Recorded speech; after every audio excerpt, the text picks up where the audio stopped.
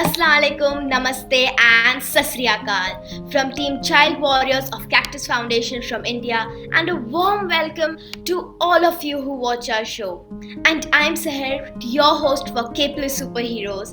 Capeless Superheroes is a Yes. humble initiative managed by Child Warriors at Cactus Foundation India.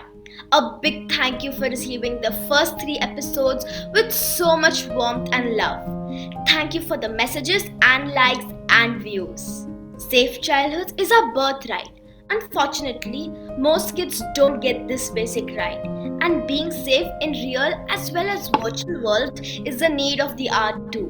As digital technologies become more and more integrated into our daily lives, the instances of online sexual abuse of children continues to grow exponentially. Thankfully, we have a few unsung heroes without capes who are working relentlessly to create safe childhoods and advocate prevention of CSA, not just in the real world but also in the virtual domain.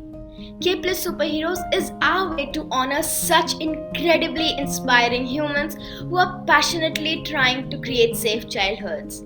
Capeless Superheroes is our opportunity to get inspired and motivated to become advocates for safe childhoods while growing up. Capeless Superheroes is an attempt to acknowledge the thankless and countless efforts by these unsung heroes who are working for children and childhoods. This is our humble way of thanking them for the good they do. So let's begin with yet another episode with another incredible Capeless superhero. So here we go. Today is a special episode as our guest today is from my home country India, and the stature of this personality that I am about to introduce is as huge as the Himalayas. His work and contribution to create safe childhoods in the world that has no borders due to technological boom. The cyber world, the online world is beyond our grasp. It's such an honor and privilege to get this once in a lifetime opportunity to interview and host the father of cybersecurity and cyber safety in India, Dr. Rakshit Tandon sir. He is the cyber safety and security evangelist and has a rich experience of more than a decade in security domain. He is the founder director of Hackershala and CodeSnag. His name speaks volumes about his contribution in this field of cyber safety. He is cybersecurity consultant to Internet and Mobile Association of India, marked as resource person or visiting faculty for cybercrime investigations at BPRD Bureau of Police Research and Development of training law enforcement officers across the country. Training law enforcement agencies in advisory with cyber cells assisting cybercrime investigations, chairman of India Against Child Abuse, a national outreach program by Justice Mohan Children University and NCSSS. In his personal capacity, he has sensitized more than 4.5 million students on issue of cyber safety across India, covering more than 25 states, 4 union territories. He has played a crucial role contributing to child online protection in India report by UNICEF. He has been a speaker at talks at Google, TEDx Talks, has been non-European expert at European Commission on Safer Internet in 2010.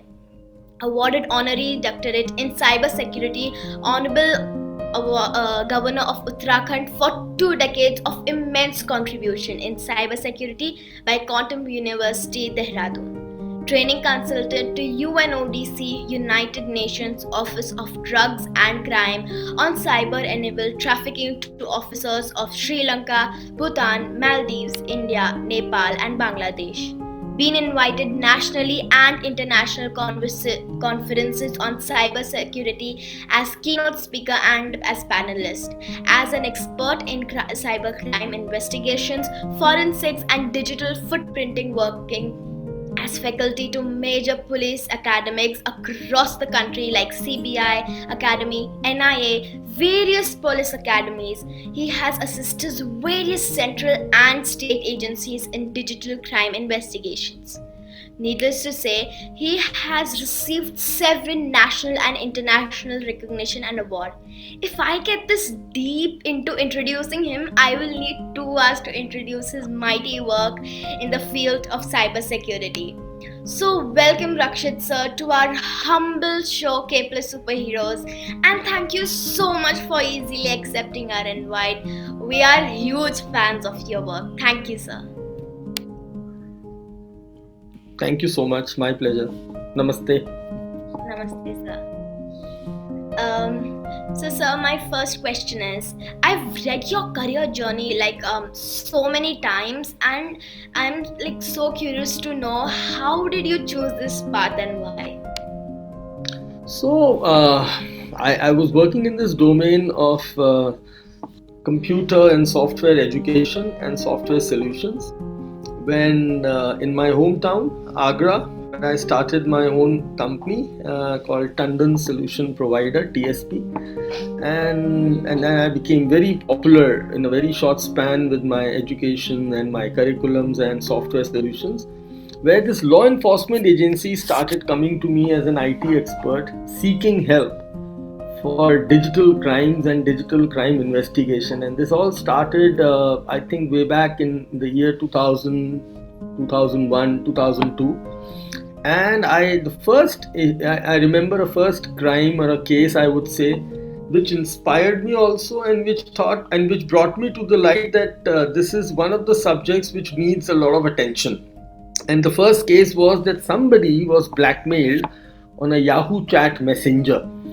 At that time, we didn't have WhatsApps or Instagrams and Facebook, but Yahoo chat was one of the IM internet messengers for direct chatting. And it took me some few hours to track the culprit down, and the culprit was nabbed by the police. And then during all this case investigation, I realized that how children can be so vulnerable when they go online, and how they needed formal education and awareness onto how to be safe online. And from there I started doing voluntarily. I started going to schools and I started talking to children about the do's and don'ts, basic do's and don'ts of internet. And the first milestone, I would say, or the turning point which came into my career was in 2008, when one of a very senior police officers of our state, Uttar Pradesh Police, who was a direct DIG, Deputy Inspector General of Police, who conducted a training program or a national level conference on cybercrime investigation, and I was one of the key organizers and the key resource person. And that was a turning point in my life, where companies like Google and Internet and Mobile Association of India identified me. And then Government of India gave me the first project to travel across the country and talk to 2.5 lakh children in the country, and that project was called Safe Surfing. And in a span of 1 year, I covered almost 18 cities, 63 cities, 18 states, and more than 1800 schools, where I spoke to 2.5 lakh children. This was in 2008 and 9. And that made me so popular amongst the education fraternity and the police fraternity. Then there was no looking back. And now that figure of 2.5 lakh has become 42 lakhs, 45 I must say. And the police training is now I'm almost advising and training 17 to 18 state police academies in the country. And I've been helping them, assisting them. And this is how it's all started. It's amazing, sir. And actually, it's also amazing how proactively you got involved into this. It's like you are a one-man army, and you know, I can't believe what you're saying. Like, 18 states, 2.5 lakh children. It's a huge number, sir, and thank you so much, sir, for getting into this cause to give us safe childhood, sir. Thank you so much. Thank you. Sir, Can you explain what is this cybercrime and what sort of crimes are children vulnerable to? So, when you get into this digital space, cyberspace, you have lots of tools and techniques where, first of all, you think that I am sitting behind a screen. I have this myth called anonymity. I can create an identity and try to bring the darker side out. And then, when this darker side out starts coming out, it converts itself into a crime. Whether it can be a motive of money, hacking into your bank account, stealing your money, or it can be a motive to mentally harass people or harm people. And then we have started seeing a lot of OSH, that is online sexual harassment, to children as well. And it's basically, see, in real life also you have bad people and you have real crimes, and this all has been synchronized to the internet as well. So in real life there were people who were thieves. They used to get into your house, break into your house and steal your money and valuables. There were people who used to tease on the road. There was a group of girls going and people are howling or hooting or trying to tease them, or even at times physically harm them. The same reflection you see here online. Now the only thing is that you're sitting behind a screen with a keyboard. You can hack into a bank account, you can steal anybody's credit card, you can just defame a person by misusing their photographs, you can mentally or sexually harass people online. So this is how it's basically the same human person who has both the sides, good and bad, and that is what you see. So there is so much good happening on internet, like a person like a young girl, 11-year-old girl like SEHER, who comes up and become a child warrior. He's ready to educate the world with her innocence that, hey, listen, we need a safer internet world. And this is how motivating it is to see that the same young child can use internet so positively to reach out to so many people and to motivate so many people, to interview so many people. And there are people who are making fake accounts, they are doing cyberbullying, they are teasing friends. So this is the difference.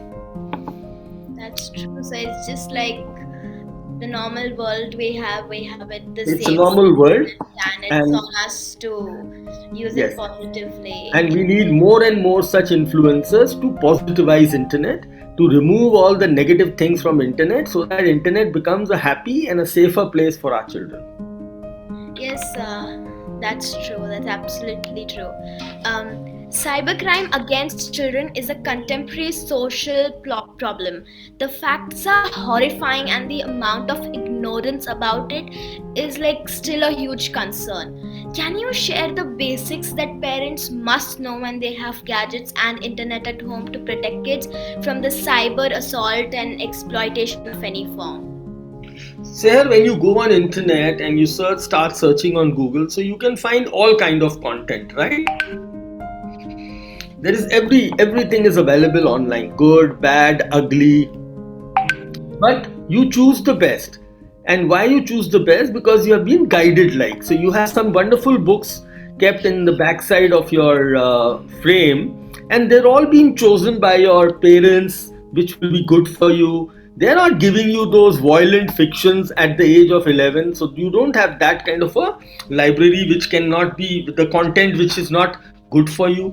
So you are all getting age appropriate content. Similarly, your parents, they don't allow you to go outside and eat the unhealthy street food which can cause illness. So they are very particular that my daughter should have the best of the food and hygienic food. So that is what I expect from my parents when my child goes online. I'm not expecting my parents to become a police officer, but I'm expecting my parents to see that my child is consuming a healthy, a balanced, and a decent digital diet.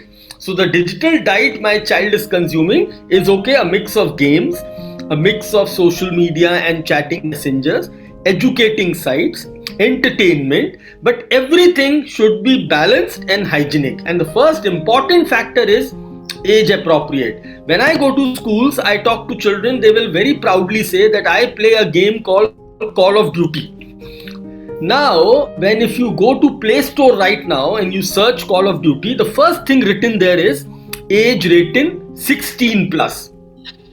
That means a child above 16 should be eligible to play the game. Similarly, when you talk about Instagram, Facebook, WhatsApp, everywhere it is written 13 plus.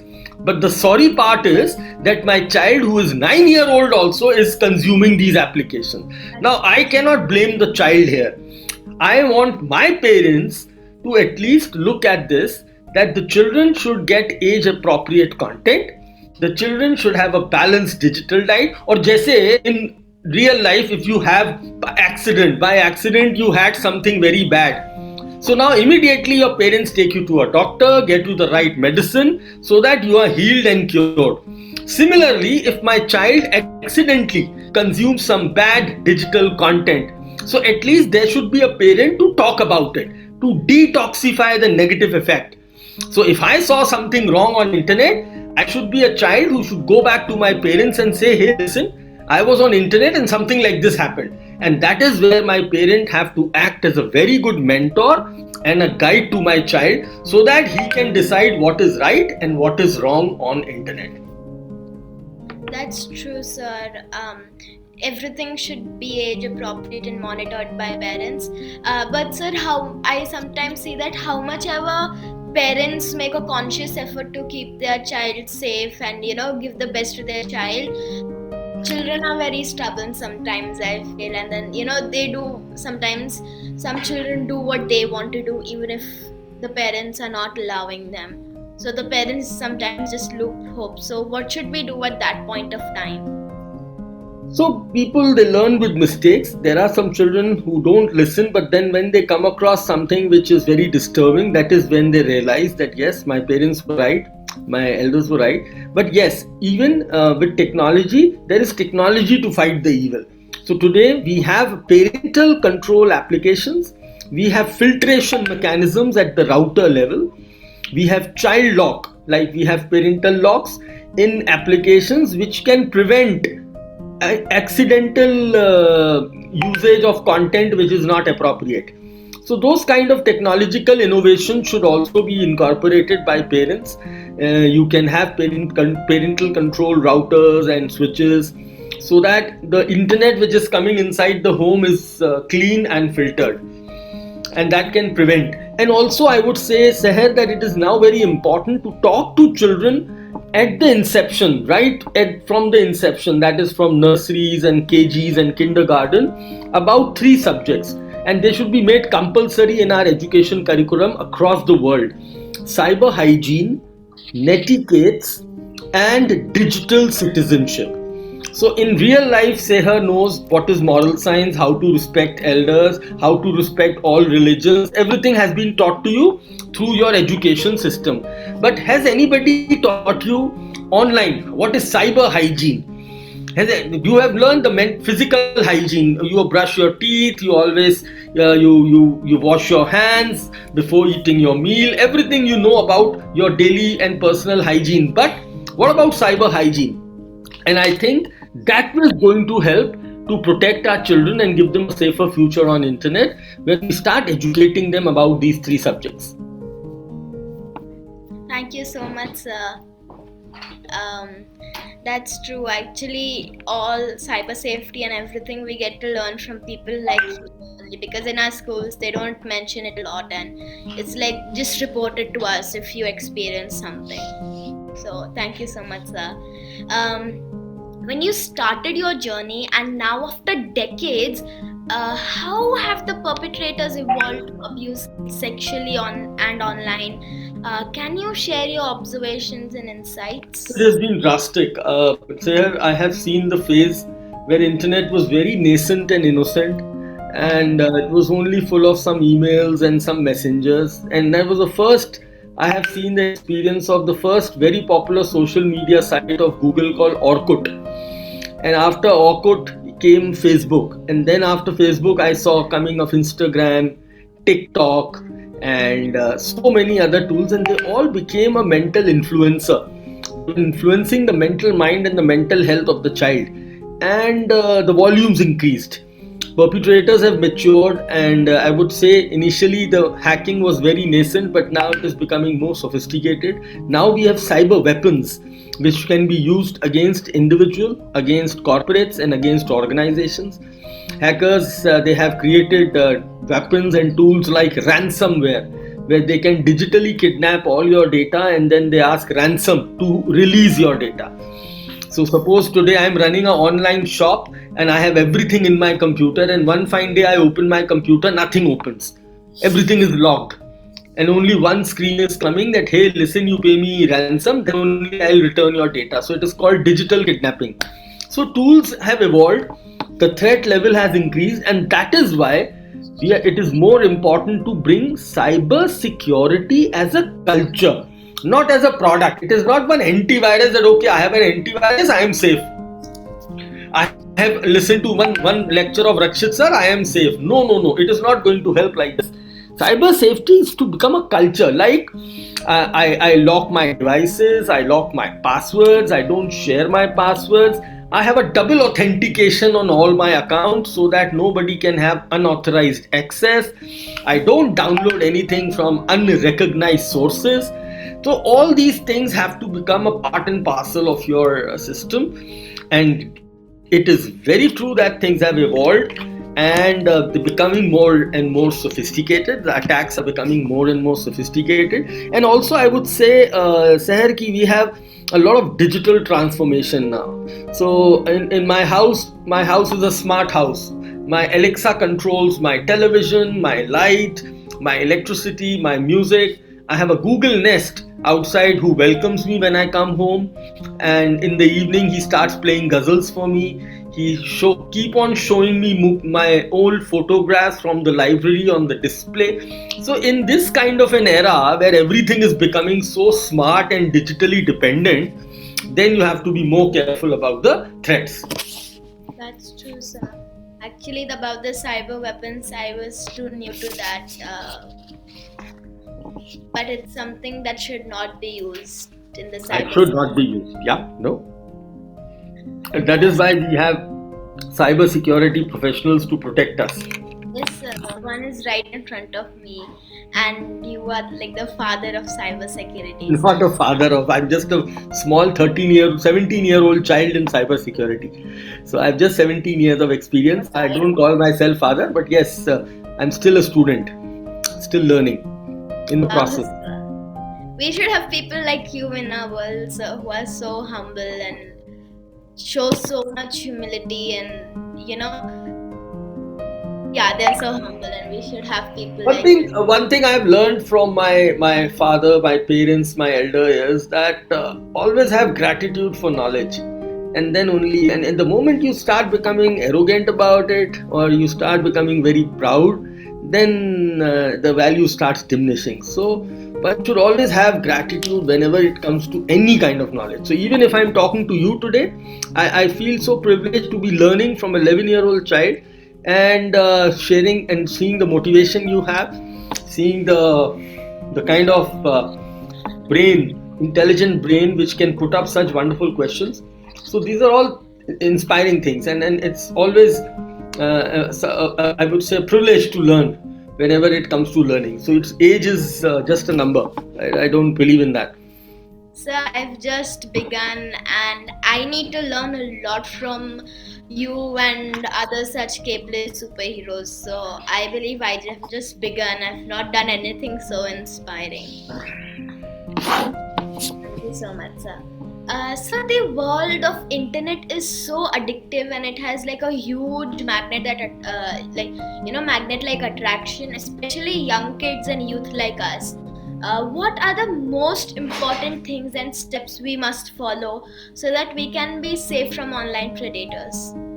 So there are two questions in one question. One is about the addiction part. So yes, the applications are being designed in such a manner that they engage you, they keep you engaged, and there is always a kind of a quench of thirst, or you would say hunger, to get to the next position, next level, whether you are playing a game or whether you are in social media, there are so much of content. Every content seems so interesting. And when you start scrolling these small short videos or pictures, so you don't stop. And that is where the word addiction comes. So that is where one very important part of cyber hygiene comes for children. It's called screen time. So one should have a very strong disciplined screen time, and this can be mutually decided with the parents and the siblings that hey, listen, my screen time is 2.5 hours a day, that's it. And now in that 2.5 hours I have half an hour for my online learning or education, half an hour for my entertainment, that is my musics or whatever I try to search, half an hour for your hobbies and interests, that I like photography, I'm searching photography, and half an hour, 45 minutes good enough for playing games. Now there should be a red alert. Whenever that amount is going higher, the time amount is going higher, that is where you need a break. And that is where I think if we start educating children from day one about a disciplined screen time, so the word addiction is removed. Now comes predator, and children are feeling, but this is my experience, children become prey to predators only when in their real life they have a void. So in real life, if there is no companion or no good friends to talk to, or your parents are not able to give time to talk to you, that is where a void is created. And when that void is created, the predator tries to fit in that void. And once that predator who gets into that void, these are smart predators, so they know, okay, hi Seher, I like you, you are so sweet, I want to be friends with you. Acha, you like talking on internet, I also like talking. You like yellow color, I also like. So they will be so friendly with you that at one stage you will start feeling that this is the person, he's the best person in my life. And that is where the predator wins. And once he wins, then the negative thing starts happening in your life. So children should be made aware. And there was a wonderful piece of story, and it's on internet also, the Red Riding Hood and the Wolf. So they converted that story into an online story, that a wolf, he masks himself and sends a request to SEHER that hi, I am Justin Bieber. And SEHER becomes friends with Justin Bieber, but he's a masked wolf, he's a wolf. And then he sees on Facebook that SEHER is going to her grandma's place, and SEHER has clicked a selfie of the location. So this wolf, he reaches the grandma's place, and there he's ready to eat. And the mistake was that first SEHER made friends with people who don't know. Second mistake was she tagged her location and picture in public, which the predator came to know.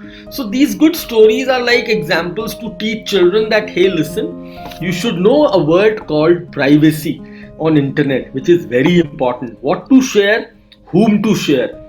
And second, you don't trust people online so easily that you start sharing pictures, your addresses.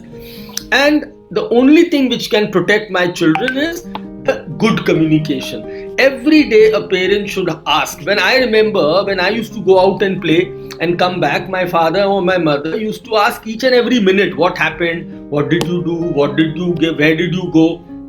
If we can bring those habits back to internet. So after your today's internet, when you are sitting for dinner, the mama is asking, okay sir, tell me what happened, what all friends you made today, kya karte hain, what do they do, how do they look like, and so many questions. So then at least you feel that yes, there is someone who is there to care for me, and no predator can come and take that place.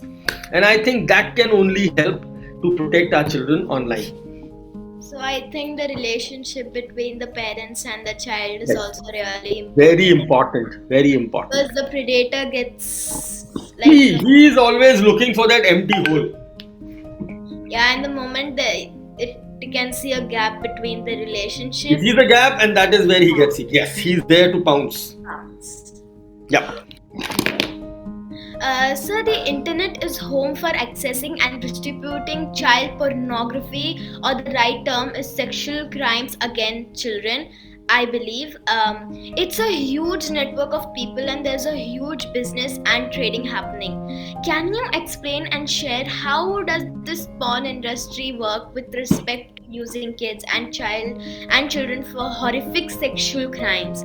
I ask this because adults to know the basics and get really inspired from you to take the necessary measures to protect children online? Children are very innocent, and especially in our kind of protective atmosphere, the way we are brought up, we normally don't talk about these subjects so openly with children. We've always made it a taboo. But internet being a space where everything is available online.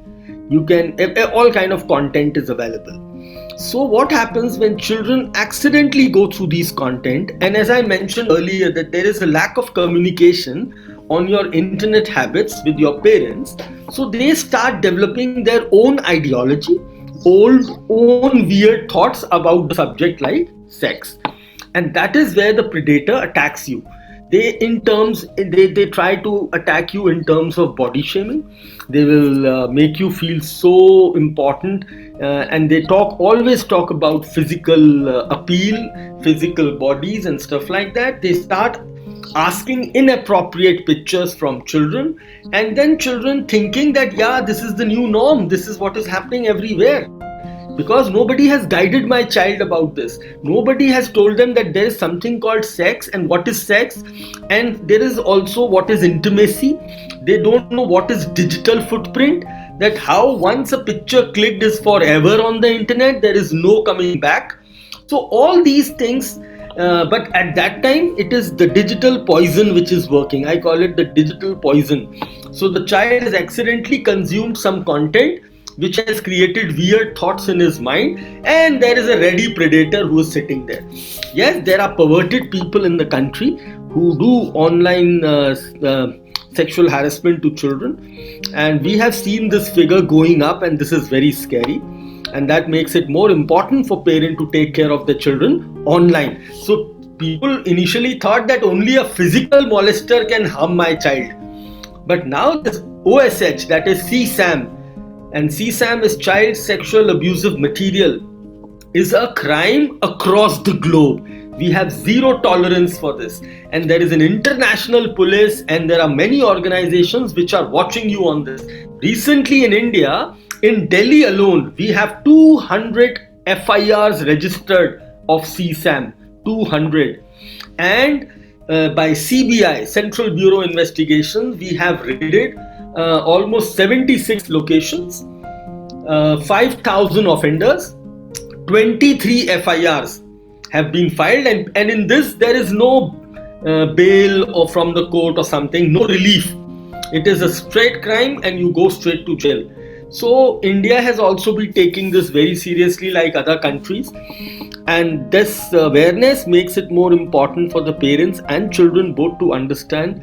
And it's high time that we have to break the wall where the child should understand, and that should be he should understand as per the age growth. So if it's 11-year, our communication has to be different. If we are talking to a teen like 15, 16, our communication should be different. And if I'm talking to an 8 or a 6-year-old child, my communication should be different.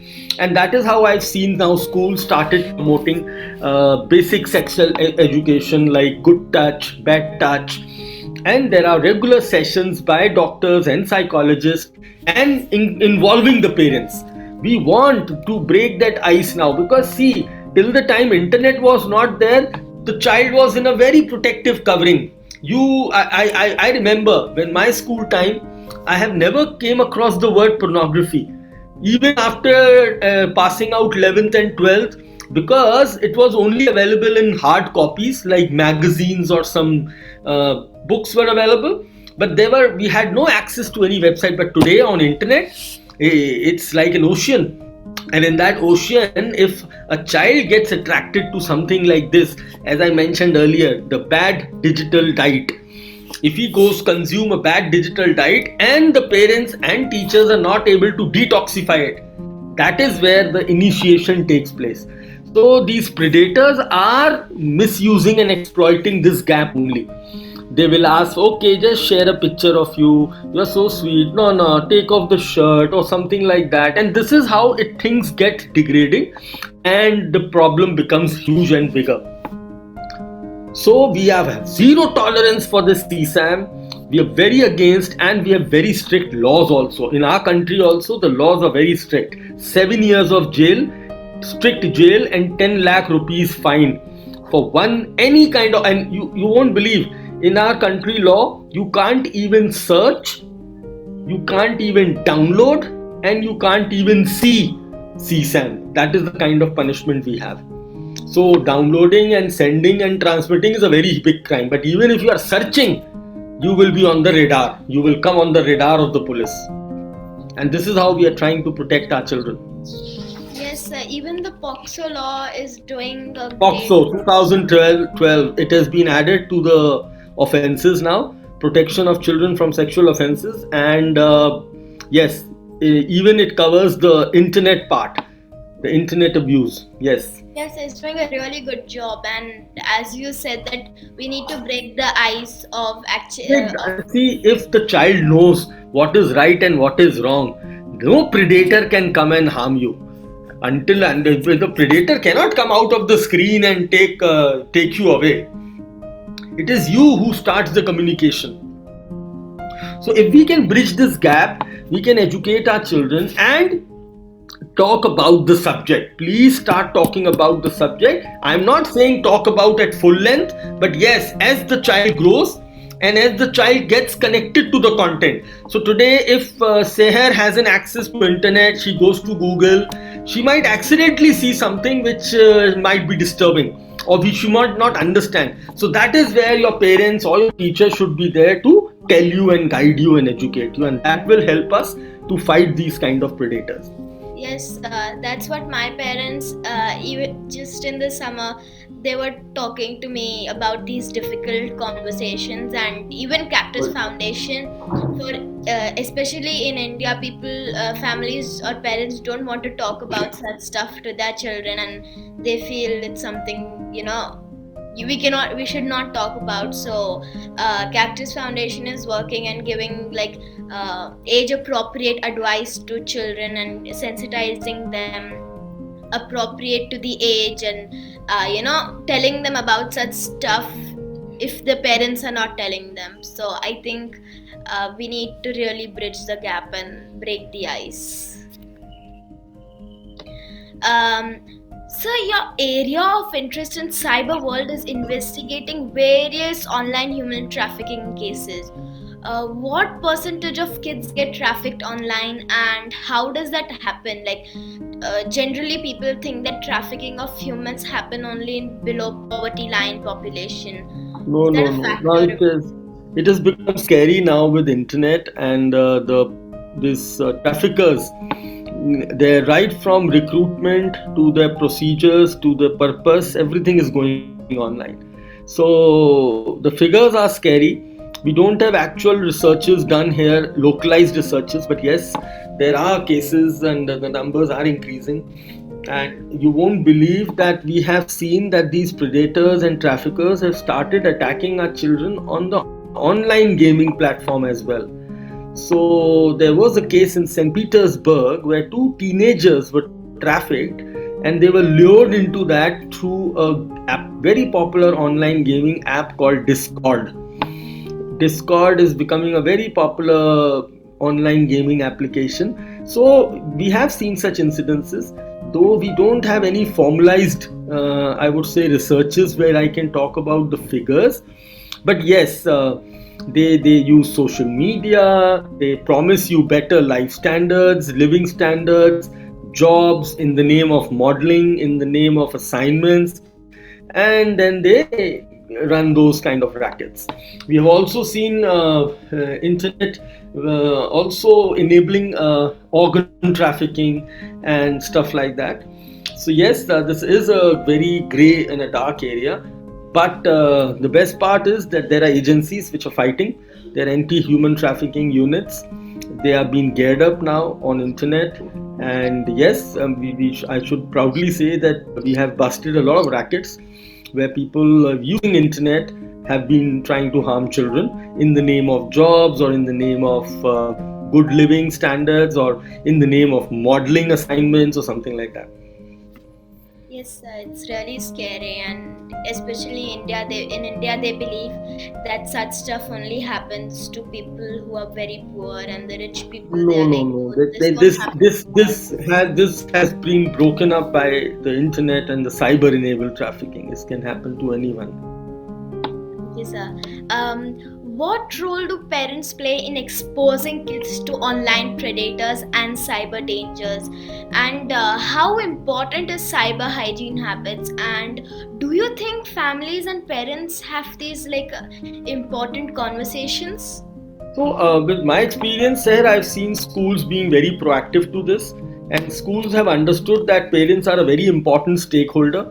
It was only during COVID when the school had to go online. Otherwise, the school were always in an offline mode, and it was only the online world was only when the child used to reach home, and that is where they used to use gadgets and games and social media. But yes, the COVID has changed a lot of things. So schools have played a very, I would say, a very good and a proactive role in educating parents, because I in my experience, I'm telling you, there are a lot of good schools who invite me only for parent session.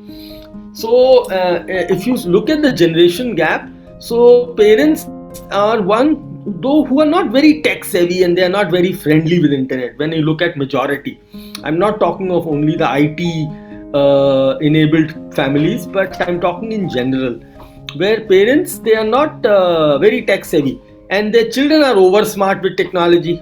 So that gap needs to be bridged, and that is where the schools have played a very important role in sensitizing parents first, because parents are the first guide and the first mentor of the child. So you only spend 6 to 8 hours in the school, but out of those 24 hours, the rest of the remaining hours you are with and around and surrounded by the parents, and that is, I think, the best educators are the parents. So we feel that parents should talk about the do's and don'ts like they talk about in real life. So my parent used to say, don't go to that place is very dangerous, especially in the evening, never go there. So I used to remember those words. My father used to say, don't go out and play with that child, he talks very bad language, you will not play with him. So in my real life, they used to tell me the do's, the don'ts. I expect the same on internet. And that can only happen when the parents are empowered, digitally empowered. That's true, sir. Parents should be educated about this before talking to their child. Yes. So instead of directly talking to the children, I also advocate this to schools that please allow me to talk to the parents first. And once I have spoken to the parents, they know the dangers, they know the redressal, they know the hygiene part, then we will talk to the child. Okay, sir. Thank you so much, sir. Um, Teenagers, I believe, are the most prone to being targeted by online predators, socially, financially, sexually. I'm still a tween, but since I'm volunteering with Cactus, I hear many cases of young teens talking to strangers, sharing bad pictures of videos or other sensitive personal information, and then find the same content getting viral when the friendship goes bad. What can teenagers do to avoid such experiences? And if they do land in such a situation, how can they help? Or how can they seek help from someone? So, Seher, the number one is that we keep on saying that don't engage with strangers, don't talk to strangers. But suppose an accident happens, a child trusts somebody, and they start talking, and then later on they realize that this person is wrong. So every platform which you are using, they give you a inbuilt protection system, which is called the blocking and reporting. So you talk of all these popular platforms like Instagram, Snapchat. If you check their community guidelines, they have zero tolerance for any predator, bullying, harassment, nudity. So the moment I flag a profile and the moment I report a profile, within minutes action is taken. Whenever it is a child reporting, if it's below 18, immediate actions are taken and the profiles are flagged. And so the child should be educated enough to understand that if somebody is bullying me or harassing me or a predator, I will immediately block all the contacts and I will sanitize my device, because in most of the cases the predators, they try to insert in some kind of a program in your device so that they keep on learning about you, your locations. It's kind of a stalking. So I should immediately turn off my device. I should immediately report it to the agencies. There are now online portals. So today in India we have a wonderful portal called cybercrime.gov.in. It's a Government of India initiative, and there is a special button to report for women and child, and there is a special another option to report anonymously. A lot of children, they don't want, I don't want my parents to know how ye kya ho gaya, what happened. So in that case you have an option to report anonymously. Then you have a POXO e-box. We have a wonderful POXO e-box where you can just press the panic button and immediate child helpline will be there to protect you. There is a number called 1098 which is a child helpline number. So there are very good counselors, there are experts connected like me who will immediately give you the redressal and try to find the predator, but there is nothing to panic and scare. Yes, that's really nice. India, I think, is doing a really good job on, I think India is being really active on this topic, and I think that's really nice.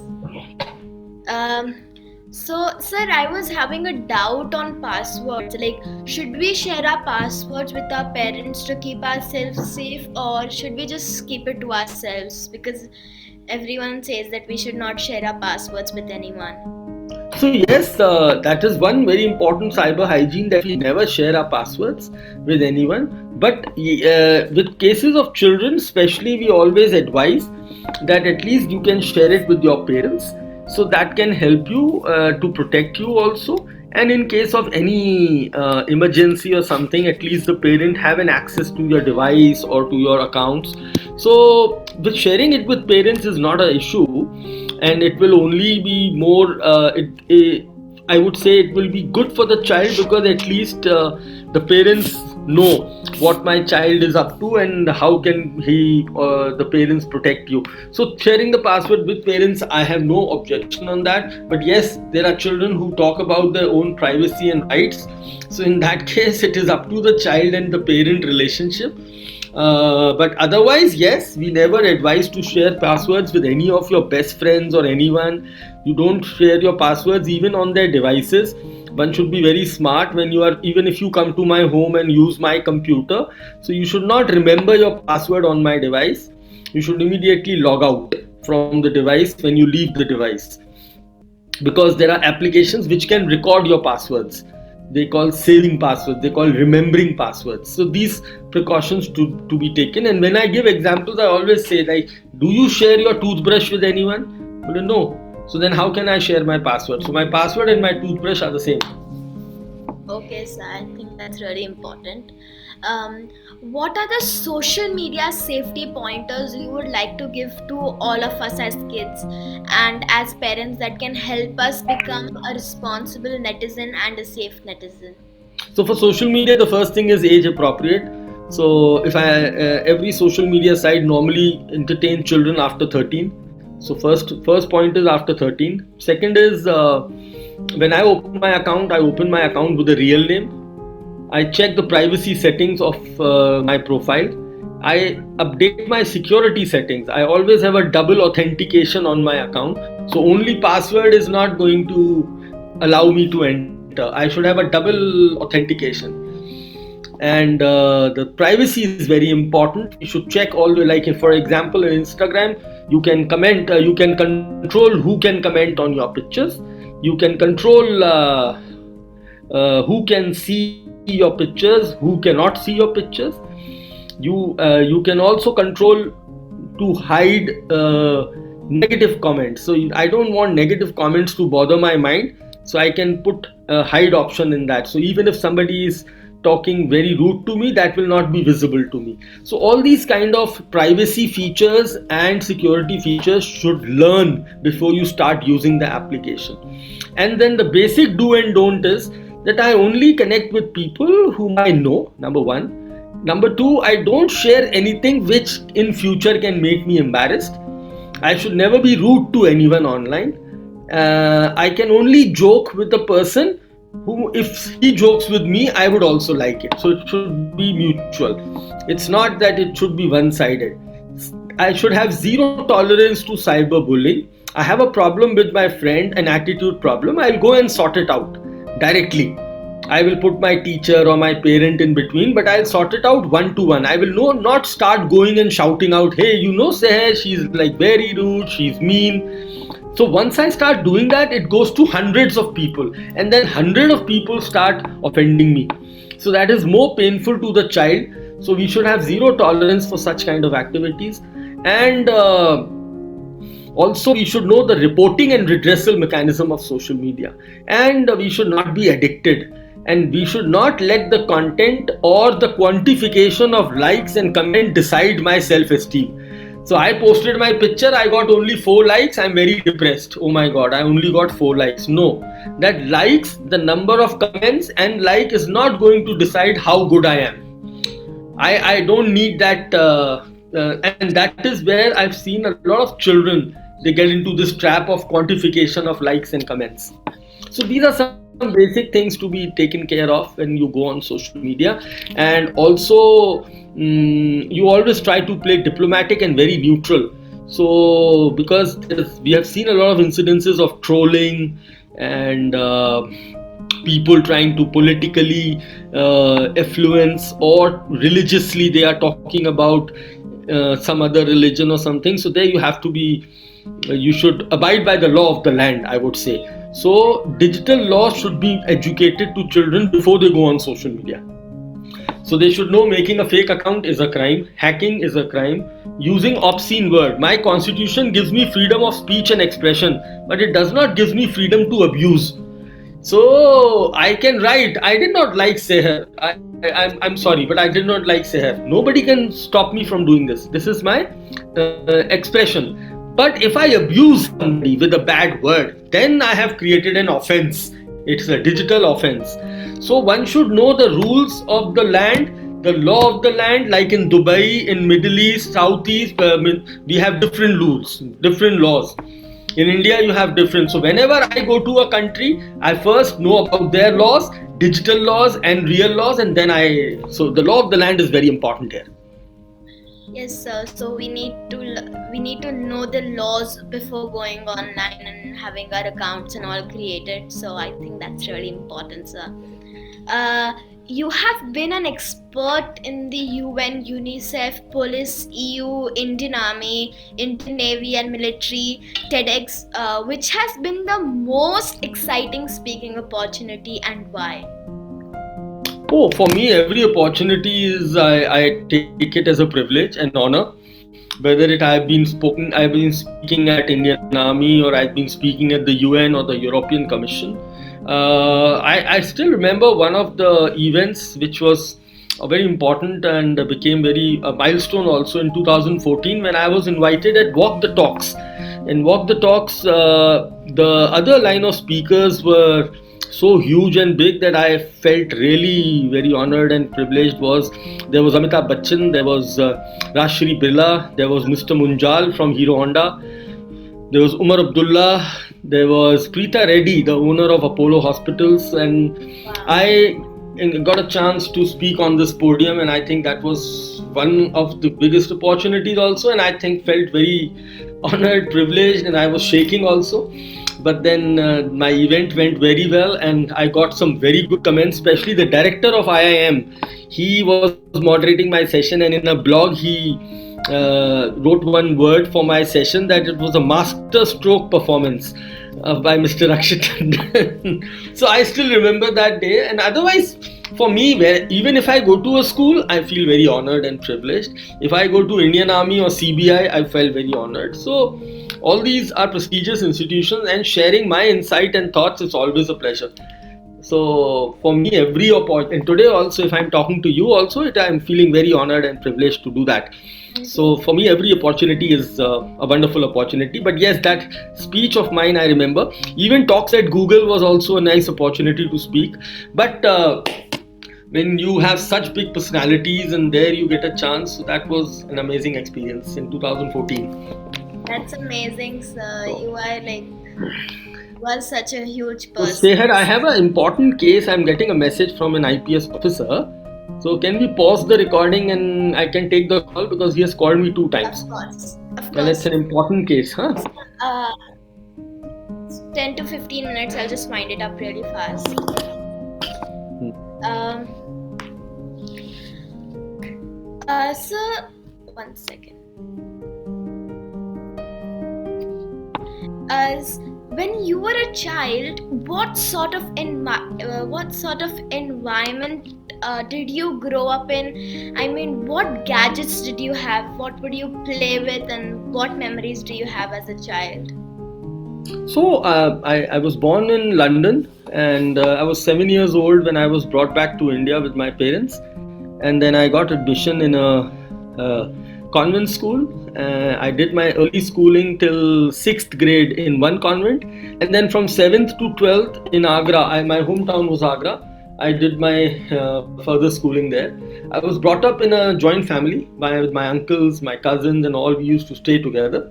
So we had a wonderful environment and we used to go out and play. And we had a huge old kind of a building where we used to stay, 4 or 5 story. My great grandfather was a doctor, my grandfather was a doctor, my father was a doctor, and my younger brother is a doctor. I was the only black sheep who ran away from medical and came into the computer field. And I made my careers in computer, and now finally, my father's dream, I became a doctor. I got an honorary doctorate. So people can call me Dr. Rakshit Tandon. But then I had a wonderful childhood memories, and we used to all siblings were together, and my younger sister, then my younger brother, and so we were all four together. With my uncle, though they were having two child, and my father.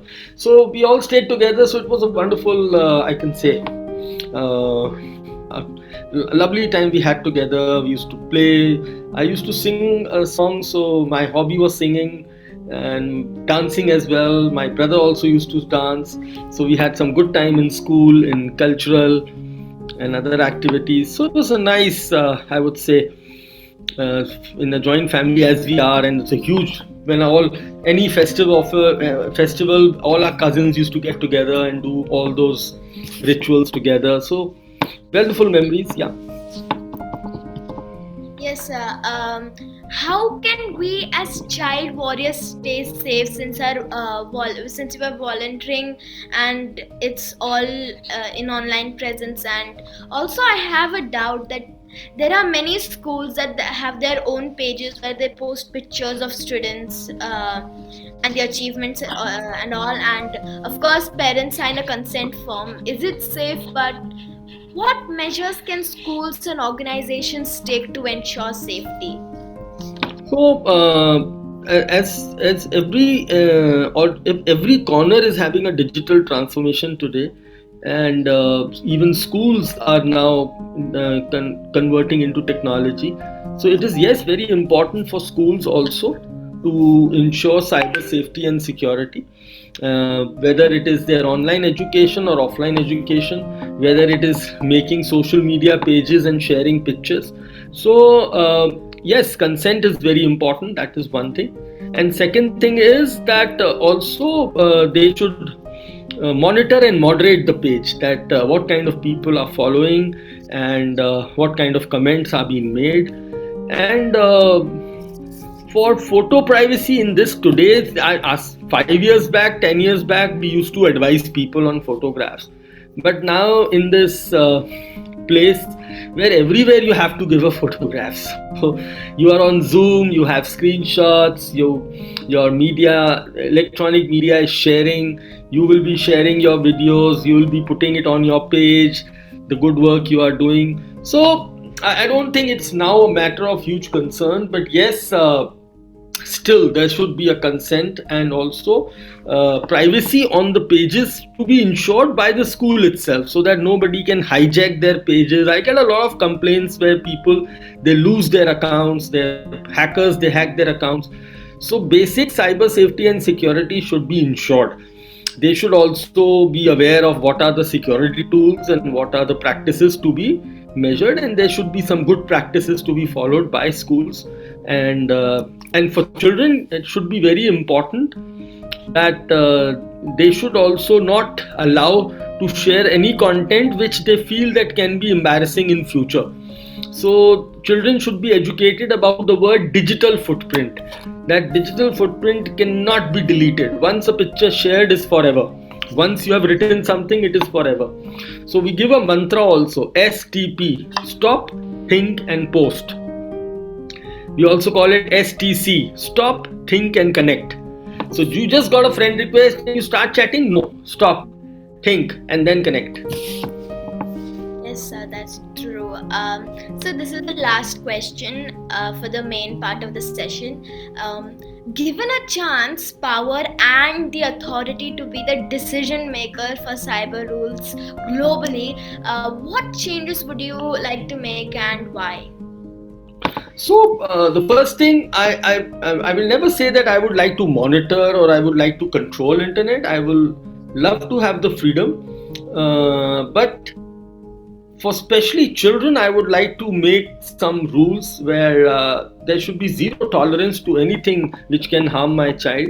So I would like all these important stakeholders like mobile manufacturing units or software making companies, that they should have child friendly content, and they should have zero tolerance to any predator like activity which is coming up. It should not encounter with the child. And also I would like to make strict laws so that there should be a deterrent in the society, that if you try to mess up with a child, then you're gone. So that kind of strong rules on internet should be there, so that there is the predator or the bad actor should think 10 times before he tries to approach a child for anything wrong. And we should have strong content filtering measures where we can at least filter out the dirty content which should not be coming. So like in Europe, I remember there was a telecom company, when they ask you that, okay, you are buying a SIM card for whom? I said for my daughter. How old she is? She's 11-year-old. So they give me a green color SIM card and they say, okay, this green color SIM card will have everything on all features, but only for age appropriate 11. So being 11 with your 4G data connection, if you try to download a game which is 16 plus, it will filter it. So I like that concept where the telecom provider is feeling responsible, that okay, yes, I should feel. And I think these kind of changes should be brought, and we should have more child friendly laws for children. Not only POXO, but there should be more stringent laws for especially online sexual abuse, cyberbullying and stalking. Yes, I think that SIM card one was very nice, and it's really helpful if children are using the phones and everything. Sir, now it's the flash quiz time where I'll be asking you some questions, and you have to reply or answer these questions as fast as you can. This is the most exciting part of the interview, and I really look forward to it. So, first one, are you ready? So, I lost your voice. Yeah. I asked, are you ready, sir?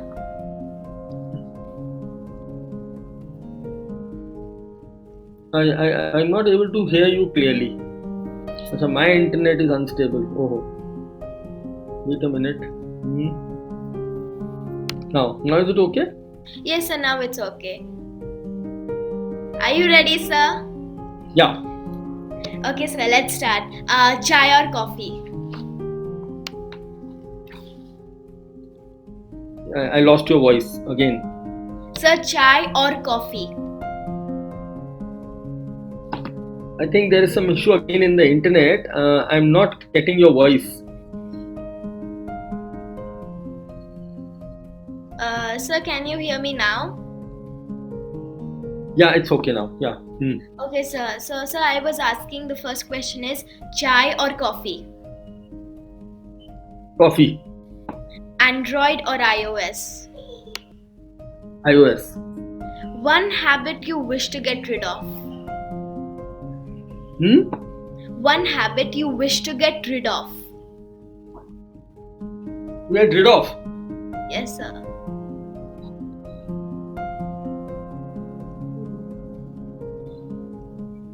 I don't think I have any such habit which I like to get rid of, but All right, my anger, I think. Yeah. Okay, sir. Hobbies? Hmm. Hobbies? Singing, music. Beaches or mountains?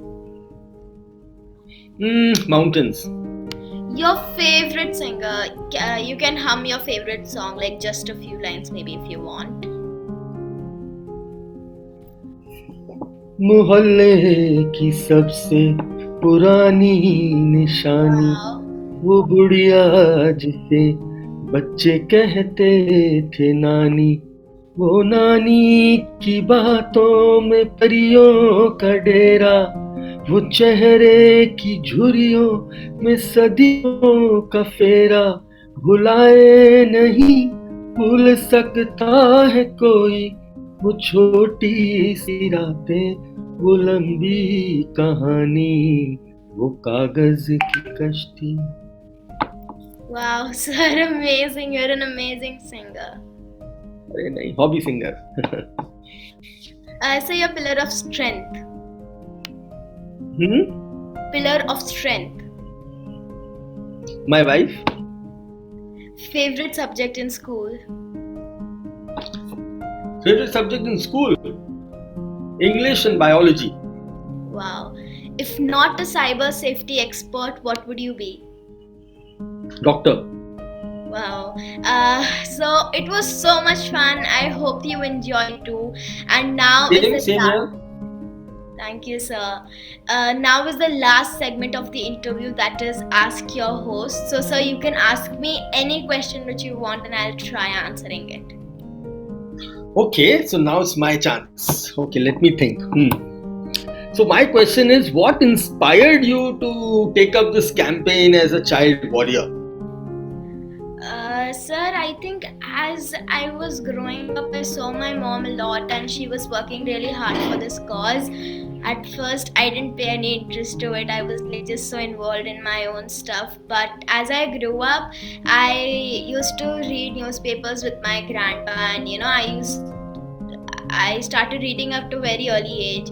So I saw very many cases of such, rapes and murders and everything, and I used to feel really sorry for the children. Sometimes I've written letters to them, if they are dead. I have written letters to them that you're very strong and all. And then I used to go with my mom to the office, and I used to help her out in her work, and we used to have this walkathon. So I was always really looking forward to it. And when my mom was pregnant, I used to tell her, go, you go fast, you can't stay at home like this, you have to go, protect the children, go take your sessions. And when she used to take sessions, I used to groom her in the classes, and I used to see how she used to talk, and I just got very inspired by her, and I realized that I can take up this cause to my heart and I can start working, because I felt very bad for the children who have experienced it.